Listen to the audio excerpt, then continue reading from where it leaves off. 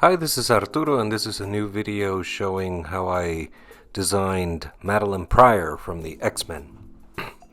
These are some quick exploration sketches I made. I think too many. I went a little overboard with this one. Usually I go with my second or third option, but I don't know. I was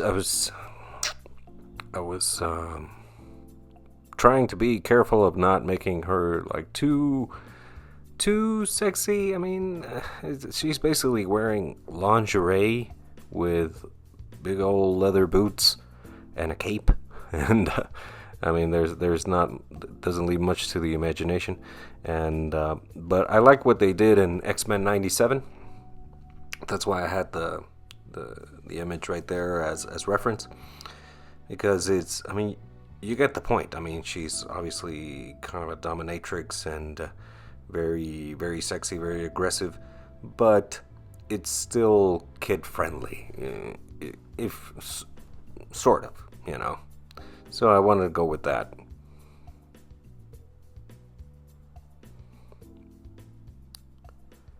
I keep using this brush I got from Christoph Young. I love the feel, the texture of it. I mean, it's very, very rough.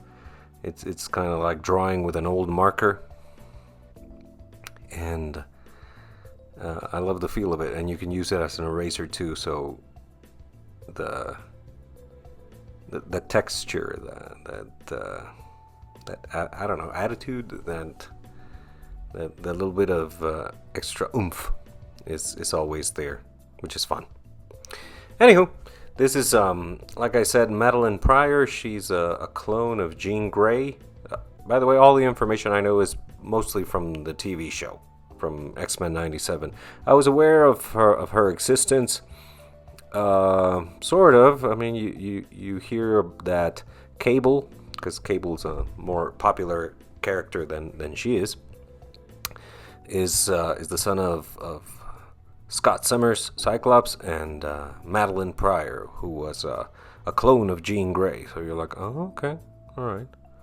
So basically, Jean Grey, and in the show, she was created by Mr. Sinister, and then she goes all sexy aggressive for some reason, and changes her outfit, and you're like, oh, okay, alrighty, and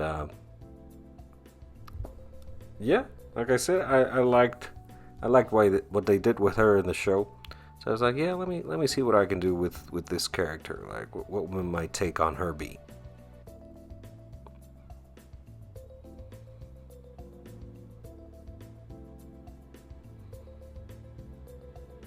So I gave her like a leather jacket covering her top, obviously covering her top, and I wanted the detail of tattoos.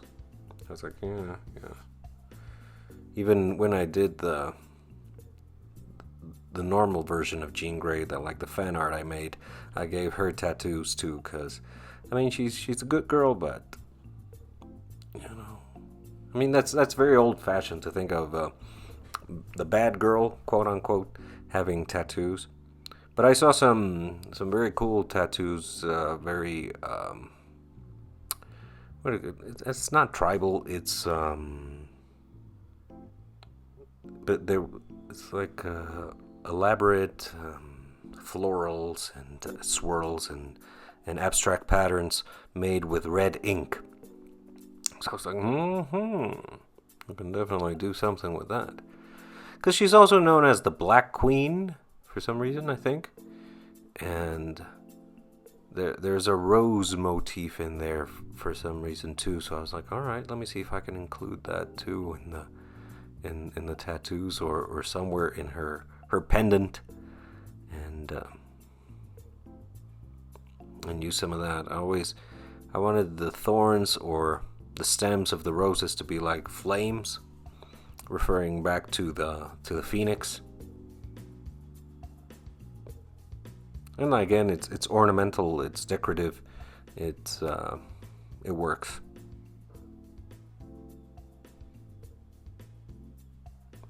These guys I made in my sketchbook real quick.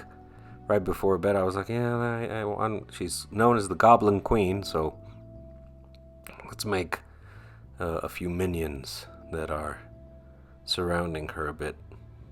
They're kind of mostly like gremlins, if you ask me. More so than goblins. Little ugly bastards that have the little collar to show that they're her pet.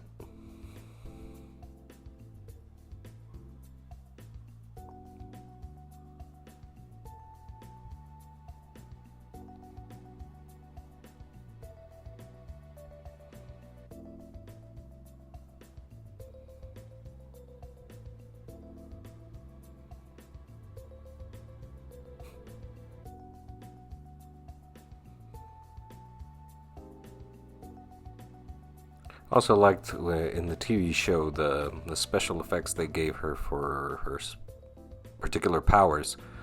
I don't know, the color balance and everything that these was really cool. Reminded me of the special effects in Guilty Gear Strive, which are some of my favorite.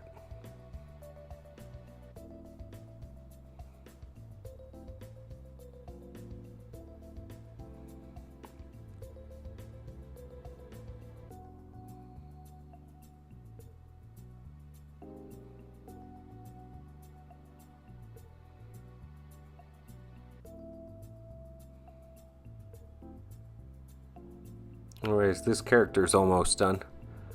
I had fun working on it. And like I said, I think I took too much time with this, if you ask me.